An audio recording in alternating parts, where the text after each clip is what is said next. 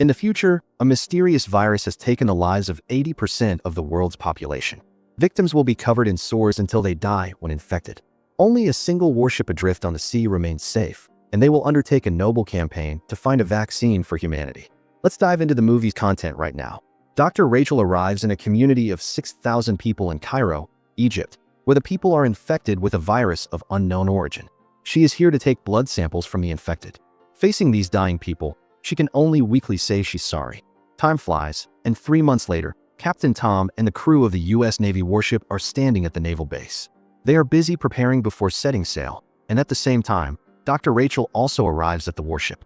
She tells Tom that she and her assistant Quincy, both virologists, need to take over the helicopter pad on the warship as a laboratory to conduct research on some microorganisms.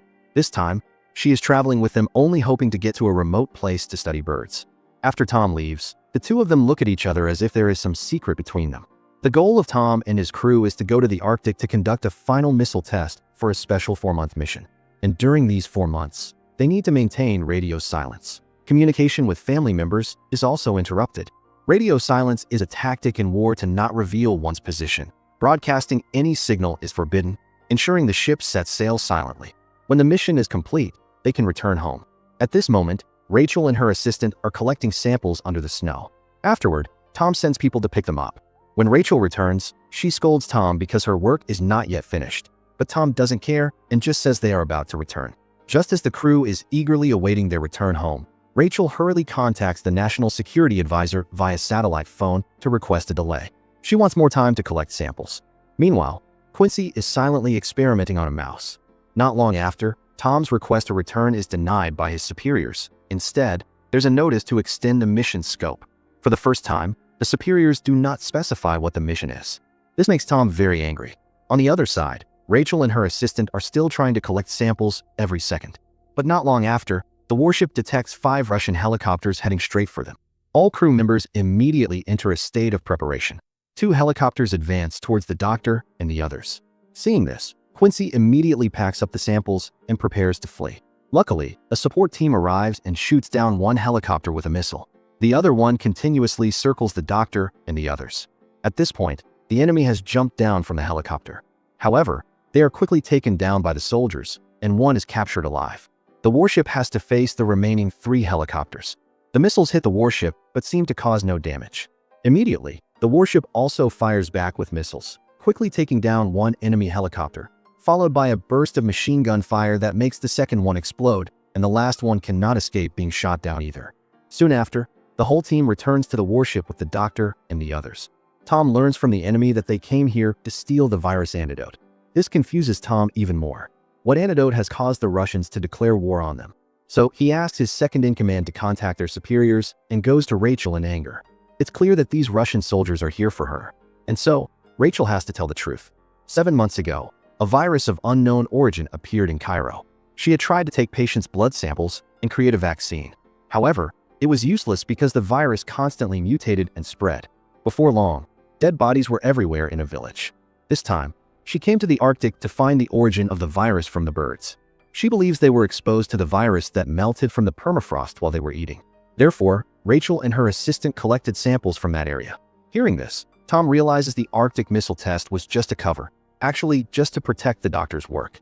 In just 4 months, the virus has spread from Asia and Africa. The world has also moved from the 2nd level of virus spread to the 6th stage. As many as 80% of the world's population has been infected. The sample in the box may be the only hope for the survivors. Tom doesn't believe it, because how could Rachel know what's happening in the outside world without radio signal? And so she says she has a satellite phone. It was precisely because of the satellite phone that Rachel used earlier that the Russians discovered their location. At this moment, their argument is interrupted by a call from the President of the United States. When Tom sits down, he realizes the person on the phone is the Speaker of the House.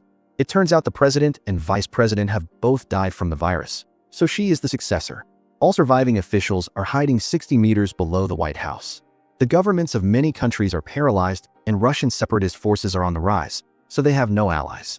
Because Tom's location is thousands of miles away, he is not infected with the virus. The female president gives Tom the coordinates of a secure biological laboratory, hoping he can safely bring the doctor there to quickly develop a vaccine. And so, he immediately summons the crew and tells them what happened. They will cross the Atlantic, heading for an unmanned refueling station on the coast of France.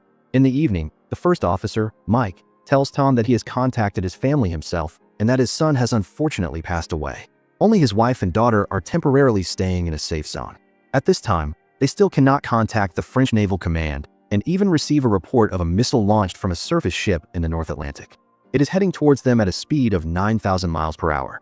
Tom immediately orders the sections to prepare for a nuclear explosion. As a result, the missile streaks past the warship and into the land behind them. 12 seconds later, there is a bright light not far away. The electromagnetic pulse from the nuclear explosion paralyzes the warship's power grid. The engine cannot start, and the radio is also malfunctioning, unable to communicate with the outside world. Tom requests emergency maintenance personnel, but after many attempts, the high temperature overloads the system, causing the fuses to blow repeatedly. The temperature in the cabin also gradually rises, so Rachel and her assistant hurriedly add ice to the samples. Seeing the radioactive cloud about to float overhead, Tom decides to take the only remaining fuse and place it with his bare hands. He successfully restores power to the entire warship. However, new problems arise. The entire warship has very little fuel left, so they need to conserve it to move forward. At this moment, the radar detects a ship, so Tom tries to contact the other side but receives no response. He orders to prepare for an intercept. Through observation, Tom suspects the ship is infected with the virus. Although getting close is very dangerous, this is a glimmer of hope. So, he takes Rachel and a group of people to prepare to board the ship to search for anything useful. The soldiers are divided into two groups. One group is responsible for extracting fuel. Another team goes to the warehouse to get food. At this time, one person sees many corpses in the cold storage and is terrified. Soon, they discover that the entire ship is like a graveyard. They were all infected with the virus and died from sores all over their bodies. Suddenly, there is a cry for help because someone is still faintly breathing. Rachel immediately takes the man's blood sample. She knows that once infected with the virus, there is no cure, so she can only give him a shot of morphine to relieve the pain. Soon, he also breathes his last. When the food retrieval team completes the evacuation mission, one person accidentally trips over a corpse, causing his mask to fall off. At this moment, he knows very well that he cannot bring the virus onto the warship, but he also doesn't want to die a miserable death like the people on this ship. So, the warrior pulls out his gun and commits suicide. The next day, everyone holds a funeral for him on the ship. Meanwhile, Rachel and her assistant are studying the samples in the cabin. She compares the samples collected in the Arctic with those of the survivors on the ship last night. The virus is found to have a super gene they can replicate without restriction. On his side, Tom receives an order from the president by telegraph, but this order was sent 5 days ago when the radio was broken. The president wants the warship to change course to another laboratory. Tom tries to contact the president and the Pentagon to confirm, but gets no response. At this moment, Tom receives a video from his wife. The video shows his wife and children are safe. After watching the video, he thinks his homeland is no longer the homeland they were familiar with. Once they return, they will become targets for the poor to loot. To successfully develop a vaccine, the safest place is at sea. So he immediately finds Rachel, asking if the vaccine can be developed on this warship. After receiving Rachel's affirmative answer, he meets with the deputy captain, Mike. But Mike firmly disagrees, wanting the crew to return home. Tom then asks him a question. With 216 people on board and only 84 isolation suits, who will be the one to stay behind? After hearing this, Mike has no choice but to remain silent. Tom returns to the command room and orders a reverse course, full speed ahead for the unsupervised battle for food and fuel supplies. He then informs all crew members that the U.S. government has collapsed. The country everyone expected to return to no longer exists. Now, they carry the fate and hope of the entire world. The safest place for scientists to develop the vaccine is on this warship. All the members are moved by Tom's risky and great decision. At this moment, Quincy is secretly using his satellite phone to inform someone that the warship has changed its course. That evening, the crew holds a small prayer service. At the meeting, Rachel summarizes in detail the characteristics of the virus through the symptoms of the deceased. The virus can spread through the air. As long as there is contact with a carrier, they will be infected immediately. Even the dead can be infectious. Typical symptoms are coma and coughing, with sores and bleeding, eventually leading to dementia and bleeding to death after 3 to 5 days. Except for dogs which are immune, other animals can be infected. Soon after, they arrive at the U.S. military base in Guantanamo. According to the plan, a new round of food and fuel supplies is scheduled. This base is not only home to military facilities like barracks and prisons, but also has a movie theater, church, golf course, and many other things for entertainment. It even has its own wind power plant. Unfortunately, when they arrive at the base, Everything here is empty. But this strange scene still doesn't stop them. Quincy, knowing that the main force has gone ashore to collect supplies, continues to make calls, then goes to the operating room to create some small trouble for the warship according to instructions from the other end of the phone. The purpose is to delay the warship's progress. The formation is divided into 3 groups named Vulture, Tiger, and Cobra. The Vulture team will go to the warehouse to get supplies. The Tiger team will look for fuel, and the Cobra team will go to the hospital to find medicine and equipment. As a key person in developing the vaccine, Rachel is waiting on the ship. She will use the soldiers' cameras to guide them in collecting medicine and equipment. After being fully equipped, the Cobra team enters the hospital. Unexpectedly, the tragedy here is similar to the Italian ship incident, a mess with bodies of infected people everywhere. The new recruits on their first mission witness this scene and feel like vomiting inside their masks. Soon, they find the pharmacy and search according to Rachel's instructions. The medicines and medical supplies are quickly cleared out. Finally, a centrifuge is found, which makes Rachel very excited. On the Tiger team's side, they have found the fuel supply equipment, followed by a series of different preparations to collect it. Currently, both teams seem to be progressing well. Only the Vulture team keeps running into trouble. First, a member is so scared by a crow that he opens fire. When they reach a pickup truck, someone suddenly runs out and tells them to stay away from the truck. Just after that, the pickup truck explodes, but luckily no one is injured. Tom immediately informs the other 2 teams that they are under an unidentified attack, so everyone should be more vigilant. At this point, the stranger introduces himself as Nolan, working for a private security company. Along with 6 others, he took over Area 7, a specially isolated area for holding high-level prisoners. He has food reserves and has not been in contact with the virus. After the virus broke out, they released 14 prisoners inside. But not only were they ungrateful, they retaliated with hatred, causing Nolan's men to die in the battle. The prisoners have disappeared and have now formed an organization, scattered around, most of them guarding the food warehouse. At least 3 others have reached the warship with a rocket launcher. Receiving the news, Mike, who stayed on the warship, immediately orders to stop the fuel supply. Soon after, the enemy appears, injuring a team member. Immediately, the warship provides fire support. After identifying the target, an explosion immediately takes place. The Cobra team also faces a big problem. They are about to run out of oxygen. There are infected corpses everywhere, so they hastily evacuate 5 minutes before the oxygen runs out. When they approach the hospital gate, the dog's keen sense of smell detects something dangerous. It turns out the door has been locked from the outside and the enemy is in ambush, launching a fierce attack on them. Lacking oxygen and under enemy attack, they are in real trouble. Therefore, the team leader, Green, asks the members to use the remaining oxygen to get to the hospital roof. He also takes advantage of the situation and blows up the door. Then, those inside combine with those outside and quickly defeat the enemy. At this moment, a soldier is sneak attacked by a surviving enemy. As casualties continue to rise, Rachel also asks to join the fight. She quickly goes to the injured person and performs a rescue. Not long after, the bullet is quickly removed from the soldier's body. On the Vulture team's side, Nolan leads the group to the food warehouse. However, they are attacked by hidden enemy forces, and so a fierce battle begins in the warehouse.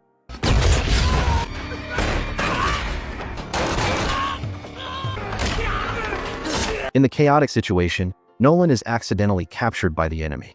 Faced with this situation, Tom has to make a deal with them, asking them to release the hostage, and he will leave all the food in the southwest corner of the warehouse for them. What the enemy doesn't know is that Tom is secretly providing coordinates and instructions to the warship. Mike also guesses their intention through his earpiece. So, he orders the cannon to be turned and aimed at the southwest corner of the building. As soon as the explosion occurs, Tom and his team also take the opportunity to turn the tide. In the end, Tom invites Nolan to join him on the ship. After all crises are resolved, everyone starts the moving work. The harvest this time is not small. All the supplies can sustain the entire battleship for a month. When Quincy learns that the team members are returning and preparing to set sail, he is very upset. At this moment, Tom receives a notification from Alicia. The lab machine was accidentally knocked over, and she needs time to recalibrate it to ensure safety. Therefore, they cannot set sail right now. At this time, a warship is slowly approaching them, so Tom immediately requests confirmation of the other party's identity. It turns out to be a naval vessel. He knows that the other side is short on food and their equipment also needs urgent repairs, and moreover, they are not infected with the virus, so Tom welcomes them. But as the warship gets closer, Tom discovers it's a Russian warship. Unfortunately, it's too late because the enemy has already targeted them. Then an old man's voice comes over the radio. "There is something on the ship that I want." After speaking, He gives his name as Admiral Ruskov of the Russian Federation. Tom hears it and recognizes the name sounds familiar. It turns out to be the military genius, General Ruskov. His request is also very simple. Hand over Dr. Rachel along with all the information she is researching. The missile last time was just a welcome gift, and this time it's no joke. Tom requests a meeting and negotiation between the two sides, which is agreed to by the Russian general. Then Tom goes to the lab and asks Rachel if anyone else besides her is researching the vaccine. There's no need to ask. Scientists all over the world must be researching it. She just doesn't know who is still alive. He asks again, if the original sample falls into someone else's hands, can a vaccine still be developed? Rachel says of course, but it would take much more time. Having gotten the desired answer, Tom borrows Quincy to go meet the general, accompanied by Nolan. Through his binoculars, Green sees Ruskov's men trying to block their warship in this area. Mike has no choice but to have his men sneak into the water quietly, finding a way to escape this harbor safely. At the same time, the crew members are also asked to load missiles to be ready for a challenge at any time. Although the general says that neither he nor his men are infected, Tom is still cautious and asks Quincy to do a blood test. After checking, they are indeed not infected. During the conversation, Tom discovers that Ruskov's motives are not pure. It seems he wants to monopolize the vaccine. Ruskov says that producing the vaccine requires special materials, and only he has these materials. At this point, Tom takes out the original virus sample but refuses to hand over Rachel. The general also refuses to compromise, pointing out that the person and the virus are indispensable. Quincy steps up to volunteer, but the general looks down on him. So the negotiation breaks down unhappily. Back on the warship, Tom learns that Ruskov has laid mines to block the only way out of the harbor. Since both sides are mountains, the situation is not good for them. Therefore, he orders Green and his team to come up with a perfect battle plan. Then, he immediately summons Rachel to talk about what is indispensable for developing the vaccine. Rachel hesitates and then says it's someone else's bluff. Not long after, the team members find a route that is not blocked by mines. It's just that the water in this old canal is too shallow, with coral and rocks everywhere. This is why the Russians didn't place mines there. So Tom asks a scout to explore the route. After investigation, the scout thinks he can blow up the coral. But at this moment, he is spotted by an enemy patrol. The enemy shows no mercy at all and directly kills the two investigators. Tom is furious and directly orders the bombardment of the Russian patrol team. Then he picks up the radio and warns the general. This time it's just a friendly reminder. Next time I will shoot it will to hurt your men. Ruskov also replies arrogantly that he will sink Tom's warship. Therefore, Tom warns that he is ready to take the lives of the Russian patrol team trying to board their ship. The general hears Tom's angry tone and has to give in, promising to withdraw to a place outside the harbor where Tom cannot see. But Ruskov also makes his own request, giving Tom 24 hours to hand over Rachel and the original virus sample. Quincy can't sit still and takes advantage of the chaos to do something bad secretly. Later, while Rachel is researching, he pulls out a gun and forces her to follow him. When they reach the bow of the ship, he is spotted by patrol soldiers. Quincy immediately opens fire, so Rachel takes the opportunity to run away. He stubbornly chases her to the kitchen, but there are many people here, and they are pointing guns at him. So Quincy quickly takes out the virus sample, threatening everyone. At this moment, Rachel musters all her courage to resolve the tension with emotion. Finally, she gets the virus sample from her assistant. Rachel can't understand why the assistant who has been with her for nearly 10 years would sacrifice his life for the Russians. During the interrogation, Quincy reveals that General Ruskov has captured his daughter and wife. Therefore, he had to share information with another scientist on the Russian warship and also had to request to bring Rachel and the original virus sample onto their ship. Therefore, Tom decides to help this general achieve his wish. He immediately arranges for a speedboat loaded with bombs and has Kara disguise herself as Rachel, while Green will disguise himself as the assistant. Meanwhile, the others disembark and go to the port, using aluminum foil to camouflage their position. The USS Nathan James has very low radar reflectivity, so the 500-foot destroyer will appear on radar as the equivalent of a few square feet of foil. Therefore, the signal replacing the warship with tinfoil is not easily detected by the opponent.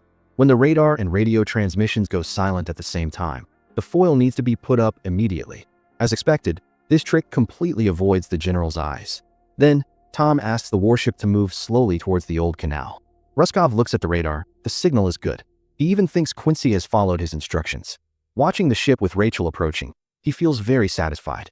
Ruskov even orders his crew to blow up the warship as soon as they get the goods. Green cleverly holds up the box containing the virus sample, blocking Ruskov's view. Just as the general orders them to approach, Green bends down and activates the bomb. As the speedboat gets closer, Ruskov also seems to realize something is wrong, but it's too late. Because Kara and Green have launched the attack, both jump into the sea, causing the boat and the bomb to crash straight into the Russian warship. Hearing the speedboat explode, Tom immediately orders the launch of a torpedo, trying to blow away the coral and rocks ahead. Because the radar has been turned off, they can only manually calculate and plan the route, so it's impossible to determine if the torpedo will hit the coral and rocks. Everyone's heart is pounding as they listen to the sound of friction passing by. They can only pray silently. After passing, Tom immediately asks about the extent of the damage to the hull. When he learns there is no excessive damage, everyone breathes a sigh of relief. Now they just need to send a rescue boat to bring Kara and Green back. The Russian warship has a hole in it and has lost 12 soldiers. Only then does the general realize he has been deceived. Although he knows Tom is no longer in the port, he really can't afford to chase them. The plan is perfectly executed. Everyone warmly welcomes the return of the two heroes. But Green doesn't seem happy, because he loves Kara deeply and really doesn't want her to participate in such a dangerous mission again. After leaving Gitmo, they start heading towards Costa Rica because Rachel needs primates to test the vaccine, as there is a monkey sanctuary there. At this point, she has completed sequencing the genes of the 3 known virus samples. Next, a trained biologist is needed to analyze the original strains. Tom disagrees, but can do nothing about it. As for Quincy, he is annoyed with Rachel for ruining his plan to save his wife and child. No matter how much Rachel tries to persuade him, he refuses to help. Finally, Mike has to step in, using a little trick to successfully force him. So Quincy is released to go to the lab to help Rachel analyze the virus samples. On the deck, besides training, the crew can only rely on basketball to kill time. As a result, the last basketball also falls into the sea. At this time, there is also a problem in the cabin. The auxiliary will hit the small bell in the engine room. At this point, Andy discovers that engines number 1 and 2 are both broken due to excessive heat. Soon, the warship's power grid is also cut. Andy and his assistant go to check the filter, only to find that the main engine suddenly catches fire. The ship immediately sounds the fire alarm. After extinguishing the fire and inspecting, it is found that the riverbed was not completely blown up when leaving Gitmo Bay. The coral on the seabed has broken the filter, and seaweed has been sucked in, clogging the intake port of the seawater treatment system. Now, not only can the engine not be cooled, but the seawater cannot be filtered either. This major overhaul will take at least 7 days to shut down the engine and the seawater filtration system for repairs. Tom's head spins when he hears this because there are only 11,000 gallons of fresh water left on the ship. It sounds like a large number, but with so many people on board, cooking and drinking will become a big problem. Therefore, Tom decides not to go to Costa Rica yet, but to find the safest port area to get fresh water. Finally, they decide to go to Serrana Island because no one lives there, so there will be no virus. Since only generator number 3 is currently working normally, Tom orders all power to be distributed to the Combat Information Center in Rachel's laboratory. At the same time, 5 people are dispatched to fly a plane to search for a source of fresh water and prepare everything that can store water. So everyone starts to ration drinking water reasonably, even manually filtering seawater. After everything is ready, Tom orders the ship to start. Due to the inability to cool the engine, they need to stop for 5 hours for the engine to cool down after every hour of operation. When the ship's alarm sounds because the engine is overheating, they have to shut it down. Just like that, the warship is drifting in the middle of the sea. The soldiers can only endure the torture, waiting in silence. As for Rachel in the lab, she doesn't dare to stop her work for a single second. After a few days of research with Quincy's assistance, there are results. The experimental vaccine will soon be produced. Rachel reports the only good news at this moment to Tom. But less than 3 minutes later, this joy is followed by another piece of bad news. The switch overheats, causing a short circuit in the breaker on the last generator. Without electrical cooling equipment, the inside will heat up. When the temperature exceeds 41 degrees Fahrenheit, all the samples and experimental vaccines will be gone. Tom suggests throwing the virus and vaccine samples to the bottom of the sea to cool them down. As long as the engine is repaired and the warship stays in place, it can ensure that the samples and vaccines that have sunk to the bottom of the sea will not float up when the warship moves. So, Rachel prepares everything to sink the sample box containing all these hopes to the bottom of the sea, while anxiously watching the temperature of the box gradually decrease. Finally, it drops below 41 degrees Fahrenheit, which reassures her. At this moment, Mike reports that there is not much fresh water left, and the drone has also failed to find water. Staying here to protect these things is no different from waiting for death. But Tom says that the thing in that box carries all of humanity's hope. But the navigator has detected a low air current coming from the east, so they will soon face a strong wind. Now with no water and no power, Tom can only take a gamble. The day of the strong wind is expected to arrive. The members have been actively putting parachutes into the launcher. Once the strong wind comes, it can push the parachutes forward. This allows the propeller to start on its own without relying on the engine. The propeller can generate enough electricity as it spins. But Tom is also worried and doubts whether his decision is right. Russ encourages him, saying, "You rely on your faith to help us survive to this day, so the members will always follow your leadership." Then he reads the Bible to the crew to encourage every sailor not to lose heart. God also seems to have heard everyone's inner call. Just when they are desperate, the first winds appear. The first parachute is fired and it successfully deploys. Just like that, too. Then 3 more parachutes are launched into the air. Soon, the warship regains its power. They also quickly retrieve the sample box from the bottom of the sea. The next step is just to solve the freshwater problem. They have been drifting on the ocean for 8 days, so the fresh water on the warship has also run out 2 days ago. Although they don't know where the warship is now, they still hold on to the last ray of hope. All the crew members are dehydrated. So many soldiers have fallen ill. Therefore, Russ announces that everyone should limit unnecessary physical activity. Despair and panic gradually engulf everyone. At the moment when death is approaching, Alicia sees a few seagulls ahead. And where there are birds, there must be land. Just as she is speaking, a small island appears in the distance. Immediately, everyone's spirits are lifted. Setting foot on the island, everyone is excited to enjoy the fresh water here. Meanwhile, Andy is still working hard in the cabin to repair the warship. In the darkness, everyone is enjoying this happy moment. Only singing can heal the wounds in their hearts. After a period of rest, they are on their way to Costa Rica. There is a forest near the coast, so they might find some monkeys to test the vaccine on. Along the way, they receive various distress signals. Therefore, Mike decides that going to the jungle in Costa Rica is not a good idea. He suggests going to Nicaragua, next to Costa Rica. There is a 48-kilometer-long monkey sanctuary along a slender river. Although the river is too narrow for the warship to enter, they can send a small team in with an inflatable speedboat. It's just that it is outside radar range, and the signal in that area might be quite weak. Communication can only be done by firing flares. But Rachel also insists on going along because she is worried that the team will not be able to distinguish the type of monkey she wants. Tom asks Rachel to stay on the boat because it is still within the radio signal range, and the escort can also protect her thoroughly. Only then can Tom go catch monkeys with peace of mind. After speaking, he begins his journey into the forest with his team. But unexpectedly, they see a woman appear with a child in her arms. Everyone immediately puts on their gas masks, but suddenly more and more infected people appear. They shouldn't stay here long. They can only evacuate quickly. When they get outside the boat, Tom orders Rachel to be taken away immediately.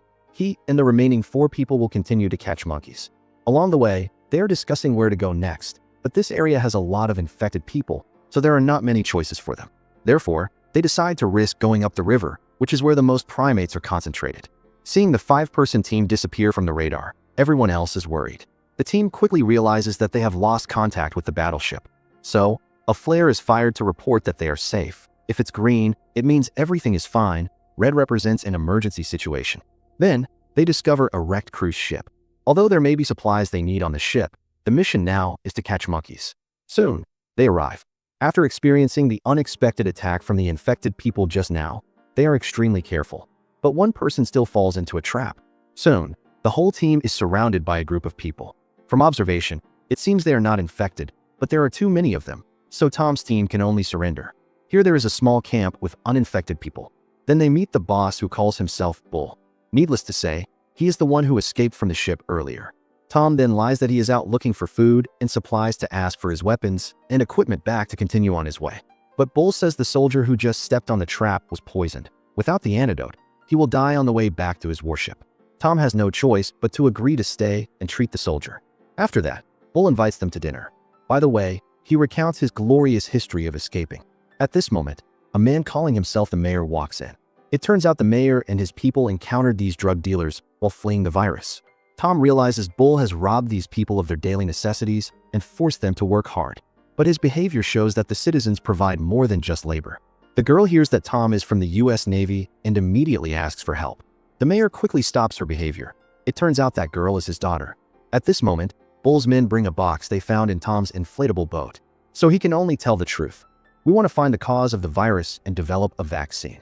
Unexpectedly, Bull fully supports it and enthusiastically arranges for people to help catch a monkey in a cage. While Mike and Green are wondering about Bull's kindness, the mayor's daughter is pushed into the river by his men. It turns out Bull wants to maintain his slavery and domination over this community. Mike and Green want to rescue her, but the other side has too many people, so they can't do anything. They can only watch helplessly as the girl is taken onto the boat. After that, both are tied up like rebels. When Tom arrives, Bull agrees to release them, but all other weapons and equipment are kept. To prevent Tom and the others from returning, he kidnaps the mayor's little daughter.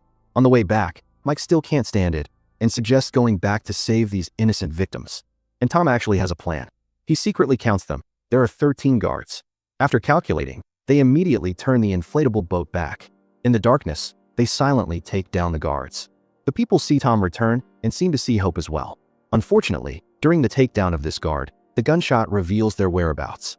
Meanwhile, Green is confronting a guy in a tent. Mike gets a gun and returns fire. While Tom breaks into the tent, the guy Bull cowardly runs away. When he reaches the river, he doesn't forget to bring the hostages. But the agile Navy soldiers easily kill the guards around him. Before he can react, he is left alone. Too afraid to die, Bull can only surrender. At this moment, the angry father picks up a dagger and settles his long-held grudge. The people are finally freed. On the way back, they see the group of innocent infected people again, but they really can't do anything. Besides, they have been drifting at sea for a long time, so they don't know what the outside world is like. Therefore, they are very curious about what they saw and heard while catching monkeys this time. Tom and the others have to discuss whether to share it with the crew.